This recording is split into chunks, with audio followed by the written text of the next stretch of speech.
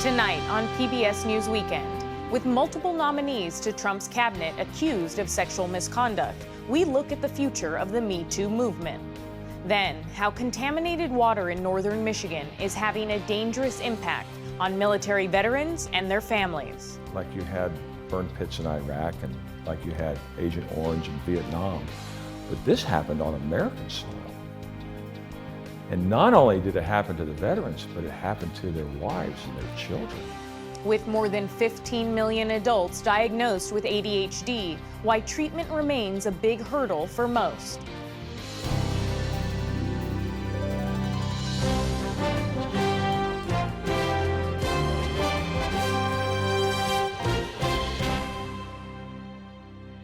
Major funding for PBS News Weekend has been provided by...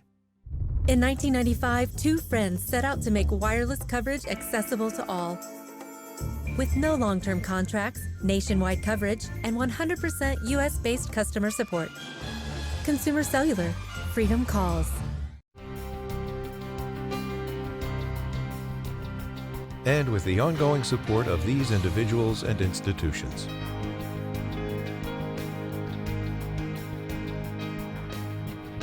And friends of the NewsHour.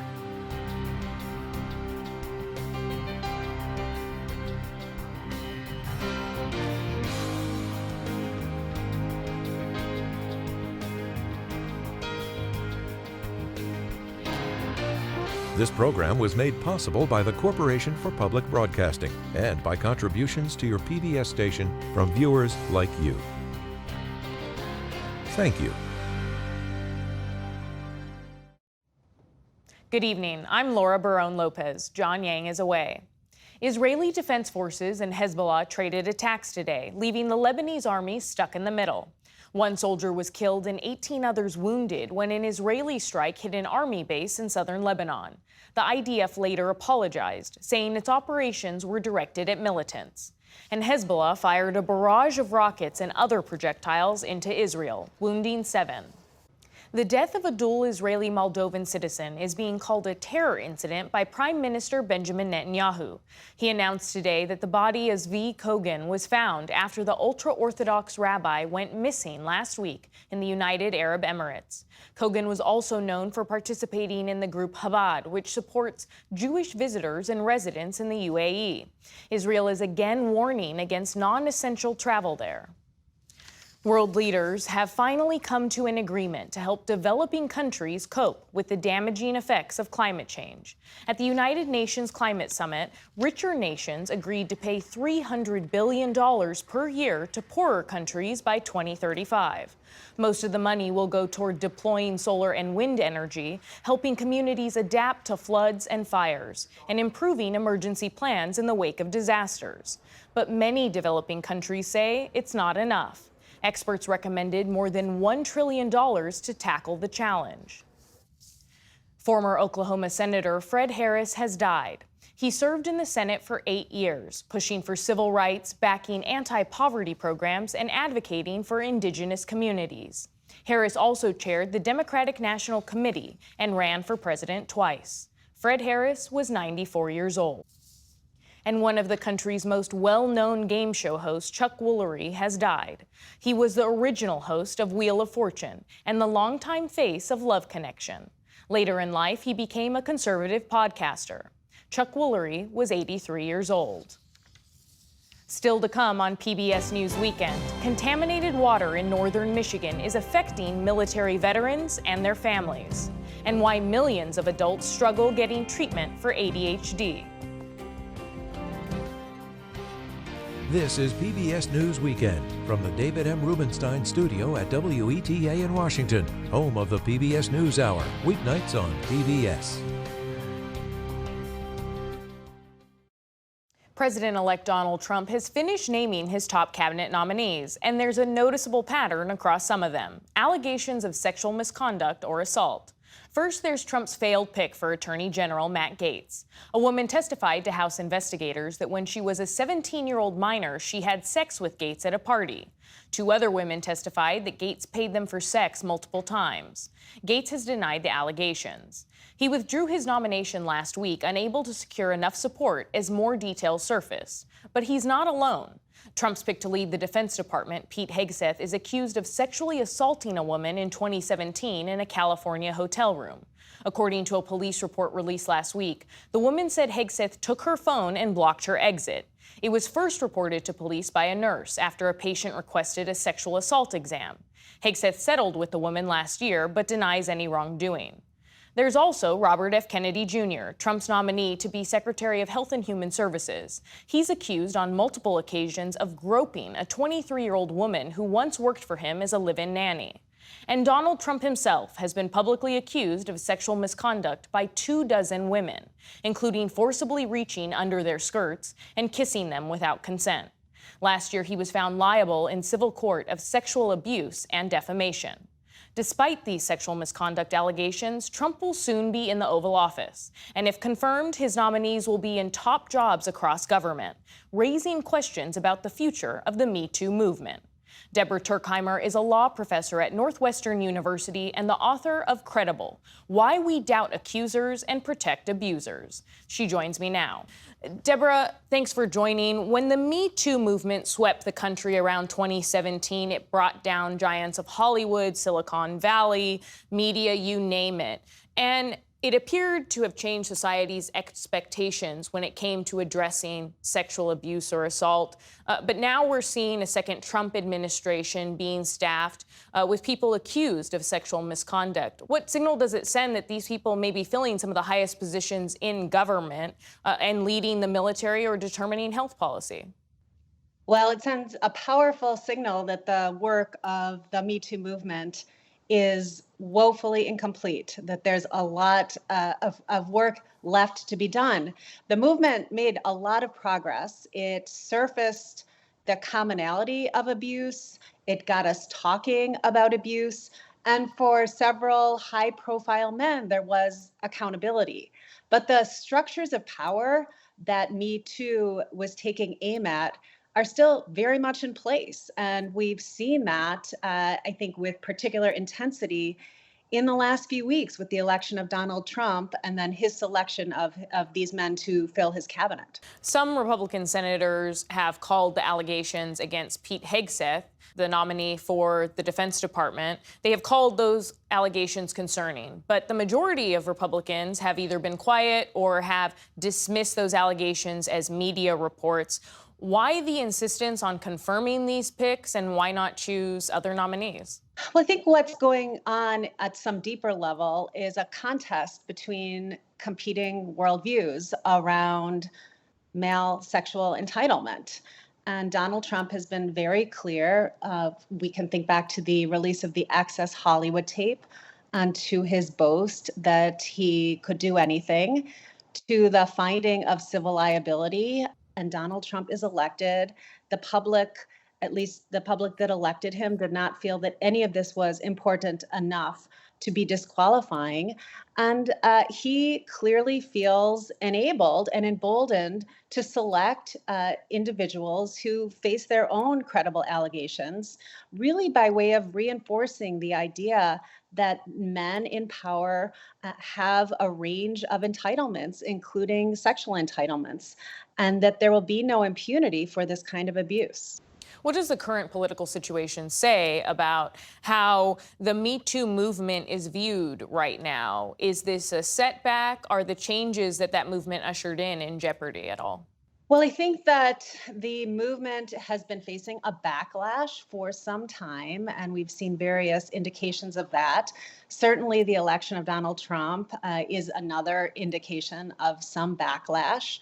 But the movement, it will move forward. I think that the movement came about in part because of Donald Trump's boast on that Access Hollywood tape and then his subsequent election, and a sense on the part of so many survivors that it was time to end the impunity that men who abuse have enjoyed for so long. So this is a long pendulum swinging back and forth that we're seeing, and there's no reason to believe that this is where the pendulum stops swinging.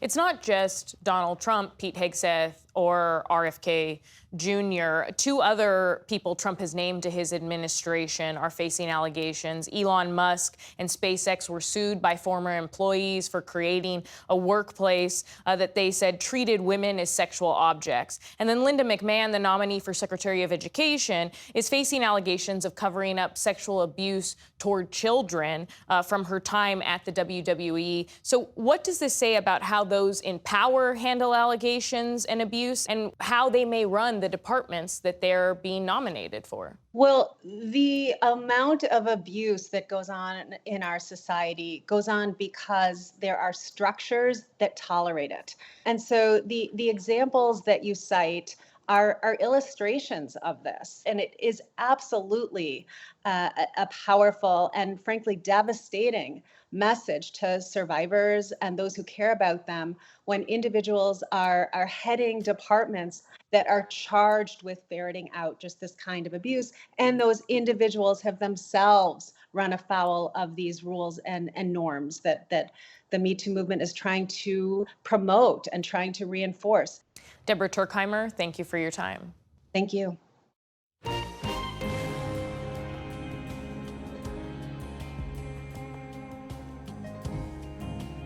Across the nation, hundreds of military sites have contaminated waterways with toxic forever chemicals. Last night, we brought you the story of one Michigan community pressuring the Air Force to clean up the decades-old contamination. Tonight, special correspondent Megan Thompson reports on the potential health impacts of that toxic water and the veterans who fear it has made them sick.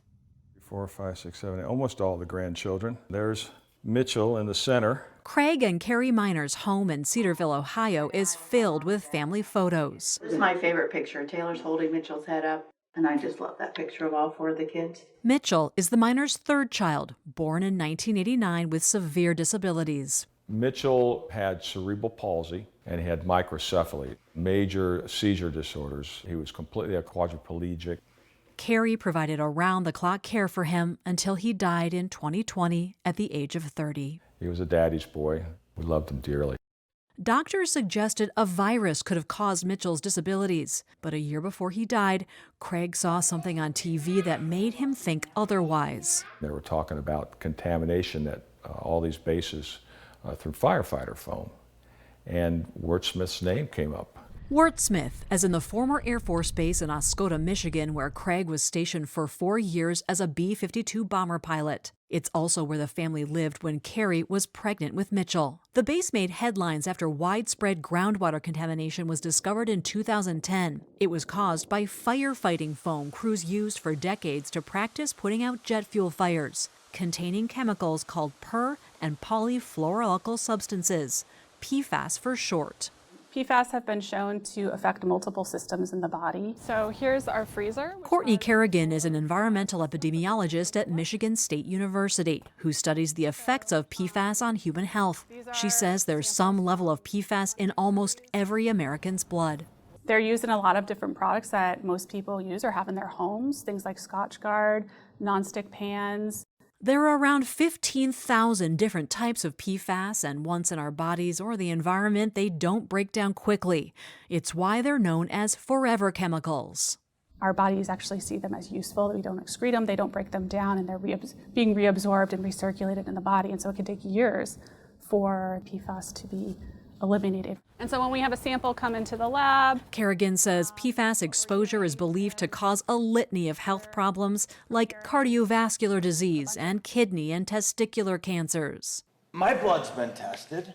I got 5 different PFAS, PFNA, PFXHS, P4, P this, P that in my blood at 95% above the whatever it is. I'm just so upset. The discovery of PFAS 14 years ago still has many Oscoda residents angry and concerned about their health.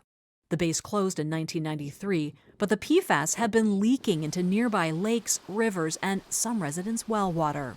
I usually only use a sinker down here when the current's really heavy. Lowell Miller grew up across the lake from the base in the area where PFAS were found in the drinking water. Pretty much once or twice a week we'd have venison and fish. In this rural area, hunting and fishing are a source of tourist dollars and an affordable way to put food on the table, but only when it's safe. The state of Michigan now warns that fish, deer, and other game from certain areas should not be eaten. It definitely changed things up here because a lot of the people that were living off of that, they have to worry. A lot of them have moved. But contaminated fish and meat were just the start of Miller's worries. In 2015, he lost his father to lung and brain cancer. 4 years later, his mother died from a rare form of cervical cancer. 2 of his siblings also had cancer and other health issues. Sure, cancer, I guess, is getting bad all over the place, but it just seems to be targeting people more around the area, so it just makes me wonder. But he's not giving up hunting and fishing. It's how he earns a living, with his handmade fishing lure business and YouTube channel. Hello, everybody. Welcome to another adventure at LTF. Honestly, after losing my mom and my dad, I don't have anything anymore. I really don't. So to me, the way I'm looking at it is if I die from eating fish, at least I'm enjoying my life, The state of Michigan is collecting blood samples from Oscoda residents to determine their PFAS exposure. Veterans who served at Wurtsmith in the 70s, 80s, and 90s, when firefighting foam was being used, want something similar done for them. But the federal agency tasked with studying it for the Pentagon has declined, saying there isn't sufficient information to know when the base drinking water became contaminated or how much PFAS was in the water decades ago. People have their head buried in the sand. If the government wouldn't connect the dots, Craig Miner decided he would. This whole thing here goes way back. Miner, who has a law degree and a degree in chemistry, compiled hundreds of pages of government documents, made YouTube videos, testified at a U.S. Senate field hearing. He even wrote a book. They dumped the PFAS on the ground 500 yards from the main water wells. Miner found documents showing the Air Force poured firefighting foam on the ground next to the base's drinking water source, even after 3M, the manufacturer, recommended it not be disposed of that way. Miner also found tests done by the state of Michigan in 2016 showing PFAS levels in the groundwater near those wells as high as 46,000 parts per trillion. The new EPA drinking water standard is 4 to 10 parts per trillion. Bottled water wasn't a thing back then, so you drank, you cooked in it, you showered in it. Miner had his blood tested and estimates that back when he was on base, he had roughly 250 times more PFAS in his blood than what the National Institutes of Health considers safe. The only way you're getting that kind of exposure is if you were drinking it. Miner believes PFAS contributed to his son Mitchell's poor health and his own. Recently, I've had quintuple bypass surgery, so every artery in my heart was blocked. We eat really well. I don't drink. I don't smoke. This is all the meds. Studies show a strong correlation between PFAS exposure and high cholesterol. But that's just Miner's latest issue. At Wurtsmith in his 20s, he developed a tumor on his back and an enlarged prostate. He's also had vision problems, bone pain, and an enlarged heart, liver, and spleen. There's no cameras inside my body or anybody else's body. We can never go to the exact point and say, aha, I see PFAS present and this thing is happening. To receive disability benefits from the Veterans Administration, a person must prove their condition is connected to military service. But according to a recent report, illness caused by chemicals is very hard to prove. Some health issues are deemed presumptive, automatically connected to service, so veterans can skip the red tape. But historically, troops exposed to toxic chemicals have had to wait about 34 years for a presumptive to be established. In September, the VA announced it's considering the first PFAS presumptive for veterans with kidney cancer who were exposed. In a statement to PBS News Weekend, a VA press secretary said, "Our top priority is providing veterans with the health care and benefits they deserve, and the VA is delivering more benefits to more veterans than ever before." Not only do you need to clean up the PFAS in the ground, but you need to clean it up in the people. After more than 20 years in the military, Craig Miner qualified for full VA benefits, mostly because he started getting sick while he was still serving. But his fight isn't over, because he believes so many more people deserve the same recognition and care. Like you had burn pits in Iraq and like you had Agent Orange in Vietnam, but this happened on American soil. And not only did it happen to the veterans, but it happened to their wives and their children. For PBS News Weekend, I'm Megan Thompson in Cedarville, Ohio.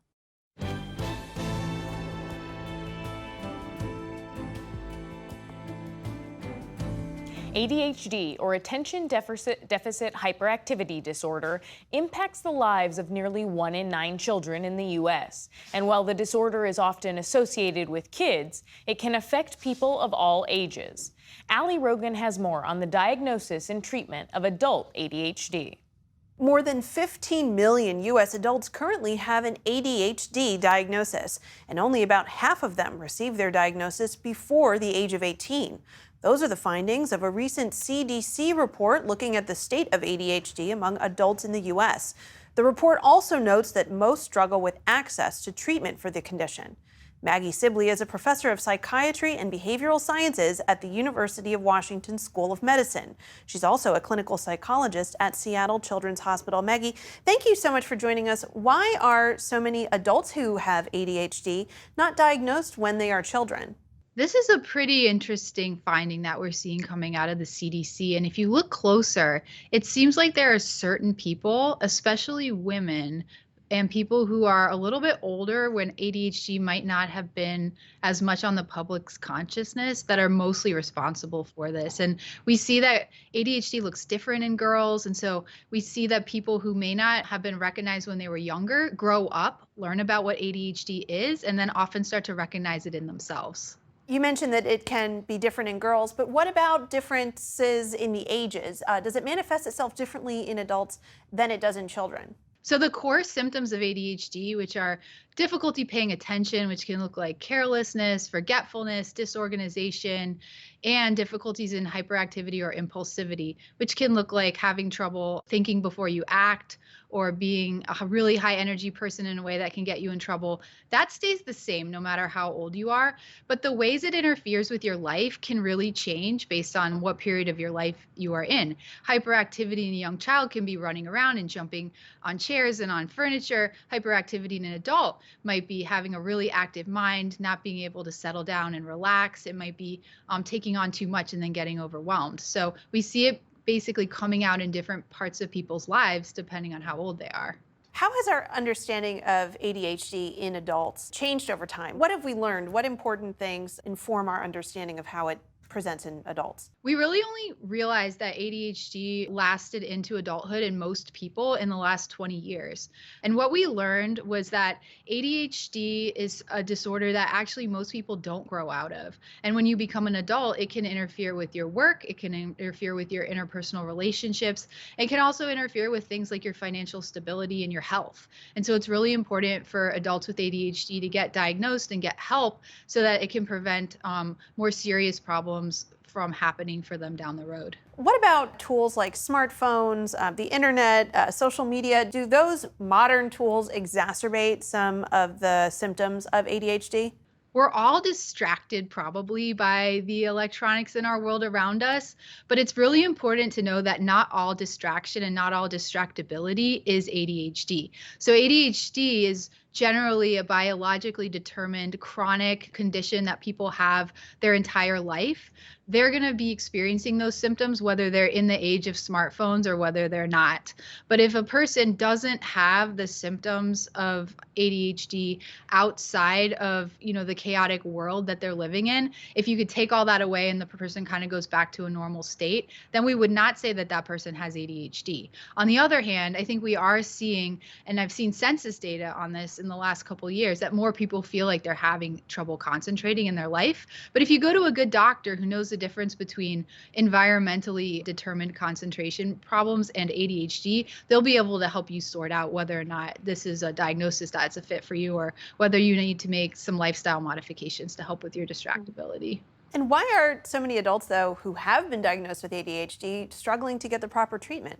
Out of the pandemic, we saw a huge spike in help seeking for ADHD, but the demand for care has far outgrown the amount of care that's available. And so we've seen a stimulant medication shortage in this country over the last couple years. People haven't been able to get medications because there's been a higher demand for them than supply that's available based on the quotas that the government sets on them because they're a controlled substance. We've seen wait lists for people to get psychological care that have been months and even years for people. And so people, are realizing that they have this need for treatment, but we don't have enough providers out there who are trained in ADHD care to meet their demands. Experts in this field are working now on guidelines to help better treat adults with ADHD. Why are those guidelines going to be important once they're put in place?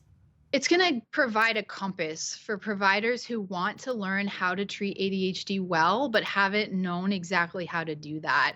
It's tough to make diagnoses of ADHD in adults. So when we have clear guidelines on how-tos for professionals for good diagnosis and treatment, and we start providing trainings at a society-wide level on how to implement those guidelines, we're going to see the standard of care in this country hopefully rise up pretty high. And that's what we're really looking forward to about those guidelines. Professor Maggie Sibley with the University of Washington School of Medicine, thank you so much. Thank you so much.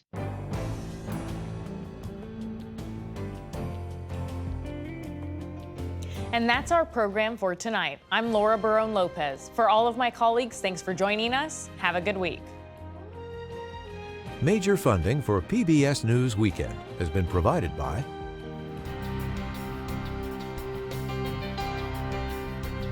and with the ongoing support of these individuals and institutions.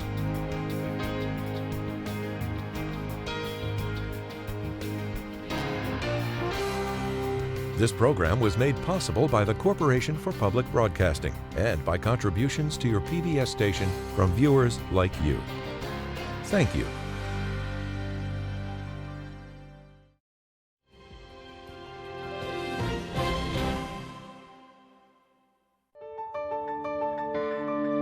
You're watching PBS.